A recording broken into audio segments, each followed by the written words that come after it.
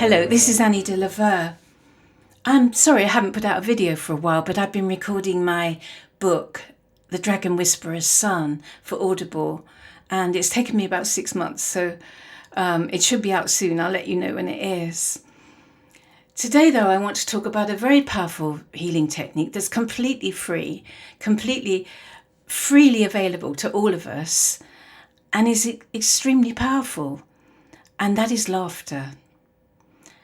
I first came across this when I was, on my search, which I know most of you have been on, where you spend years and years going through all the different healers and spiritual paths trying to find the right one. And, for me, it was about at least 20, 30 years of that, and taking it very seriously and really wanting to know, well, what is God? Who is God?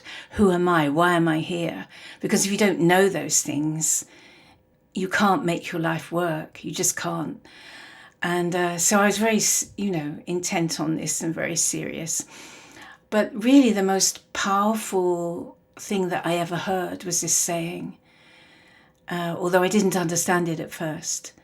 And it is, God is just a comedian with an audience that's afraid to laugh. Now, when I first heard that, I was actually quite shocked. I thought, well, if that's who God is, I want out of his creation. He must have a very warped sense of humour, to the point of an evil sense of humour. I could not understand how this could be true, and it's taken me many years to understand how it's true. And I've had to go through learning about vibration, resonance within the body.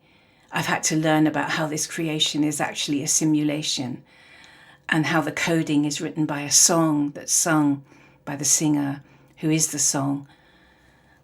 And I've had to learn different healing techniques that are more on the Taoist side, to do with vibration, resonance and sound. And so I'm just going to quickly go back to the beginning of that. So to me, laughter is the greatest healer because its vibration or resonance brings a balancing of chi as much as any sound healing or gong bath that you could go to. The comedian Ken Dodd used to call it his tickling stick. And that's the great thing about a good old belly chortle. It tickles parts of you that you'd forgotten existed, that you didn't even know how to reach really, and brings them back to life again with fresh new chi. But is laughter spiritual? I can hear you perhaps asking. Or maybe, why is a shaman talking about comedy? Well, if you go back in time, thousands of years, to when the shaman had an honoured place and role in the tribe, you'd see that much of what he or she did was actually theatrical in nature. I mean, even now when I perform a soul retrieval, the story I tell my client about how I retrieved their soul in the other worlds and brought it back is as much an integral part of the healing as the actual retrieval itself. I should probably, though, remember to include more jokes. But on top of that, my realisation of the powerful healing nature of laughter has come alongside my realisation of the God force that is both the singer and the song of songs that creates, manages and destroys this creation. It is the meaning of the first verse of St. John's Gospel in the New Testament. It says, "In the beginning was the Word, and the Word was with God, and the Word was God." So it is the Word of God, but it is also God. We see this vibrationary force more clearly in the study of cymatics. This is when large trays of sand are exposed to music, and that sound vibration massages the sand granules into beautiful geometric patterns. Even thoughts carry resonance. That's the power of prayer. More recently, people have begun experimenting with projecting thoughts into bowls of water and then putting them in the freezer. The ice speaks back to them with a picture which mirrors those thoughts. Really, it's all about the power of resonance and vibration. And I think laughter is the greatest healing vibration of all. Now, I don't know, but I can guess that maybe some of you are thinking, how on earth can our lives be a comedy when it's more like a hard penance of 60 years and 10, riven with tragedy? I can understand you feeling that way, and perhaps we can get a different perspective on it if we go back in time again to the healing caravans of players and musicians that used to roam medieval Italy, and they were known as the Commedia dell'arte. These performers had certain stock comedic characters, such as the Venetian merchant Pantalone, the braggart soldier Scaramucci, and the hook-nosed vindictive Pulcinello. And he eventually morphed into Judy's abusive husband Punch in the puppet shows. The Commedia dell'arte took its name from the much older classical Greek definition of the word comedy. A comedy to the Greek philosophers was just a story that ended happily. A tragedy, on the other hand, was to them not just a story that ended badly, but one in which the catalytic seed for the eventual downfall was sown at its original inception. It's a bit like the saying, if a gun appears on the table during Act 2, you can be sure it will be fired before the final curtain. But it seems to me that life on Earth, for most of us anyway, is a mixture of the two, tragedy and comedy. And this is known as a tragicomedy, in other words. We're born into a sort of Chinese puzzle that we have to sort out, from what can appear to be some sort of godforsaken tragedy into a comedy of errors. And then we can just laugh and laugh and laugh and feel a whole lot better about it all. That laughter, though, is not just for self-healing. We can also project a good chortle outwards as a weapon. Tyrants and bullies, for example, cannot bear to be laughed at.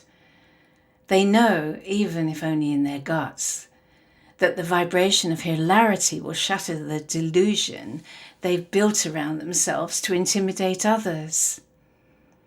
PR departments try to avoid footage going viral of presidents doing pratfalls up the steps of planes or falling off bikes. Risibility is a death knell to the perception of power, and they know this. And so we can use that to our advantage. And speaking of which, psychopaths, in fact, have virtually no sense of humour. And they're especially lacking in the self-deprecating kind. So it's a very good way to identify them. Crack a joke in their presence and they'll just look blankly back at you. But it seems to me that God, if he is a comedian, which I am beginning to get that he is, well, he must love a challenge. He must love an audience that are difficult to make laugh. I mean, as Ken Dodd once cracked, Freud's theory was that laughter opens a window for all the bats and bogeymen to fly out, and you get a marvellous feeling of relief and elation. The trouble with Freud, though, is that he never had to play the old Glasgow Empire on a Saturday night after Rangers and Celtic had both lost. Well, maybe he did. I mean, trying to get us to laugh sometimes must be just like that for God.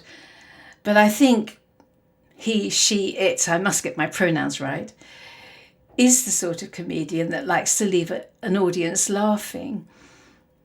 It is laughter that brings down the curtain on the show, like the green curtain at the end of The Wizard of Oz. And that exposes everything. There's no political correctness over which laughter is healing and which isn't. It really doesn't matter what makes you laugh, just so long as you can get it trembling through your body. In fact, if asked to make a list of what causes you to guffaw, you'd probably get stuck quite quickly. we mostly don't know what's going to cause that explosion of tickle me pink feathers inside us. It comes as a surprise, a gift of the gods. If you find yourself crying with laughter, that's all to the good and even better. The stress-causing toxins are fast flowing out of your body in your rivers of tears flowing down your cheeks. So there is a Taoist technique I sometimes use called the inner smile, which is based on the same concept of vibration and resonance. I've adapted it to something I like to call laughing chi. And so I'm going to finish this video on explaining to you how to do this, because it's just so easy and anyone can do it, and it's just so enjoyable. It's about the fact that the intelligence of the body knows when your mouth and eyes are smiling.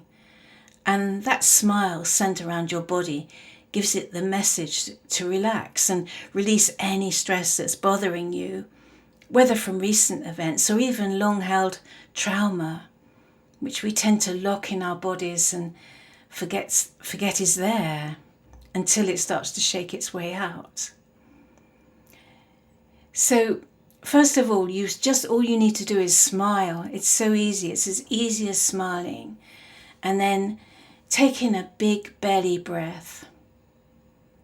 Then on the exhale, you mentally send a river of snapshots of your open mouth, smiling face, laughing throughout every part of your body. It's difficult to describe, but I think you'll know what I mean. I hope you do anyway.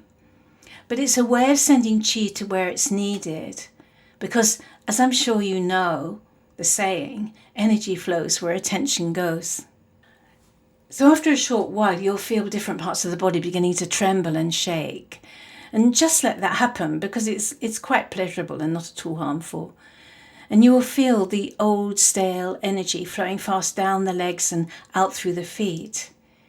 To me, the trembling and shaking are as if the body is laughing with relief, just to let it all go. You can keep this up for as long as you like. You can't OD on it. Just let the body dance out all the stress with a hippie shake, or twisting the night away, or shake, rattle and roll. You'll feel tons better afterwards. So I hope that's of help. I'd love to hear from you about, say, what makes you laugh. And if you've got any good jokes, do leave them in the comments. You've been listening to me, Annie Dieu-Le-Veut. All my books are on Amazon, and if you'd like to support my work, I'm on Patreon as Shaman of Avalon.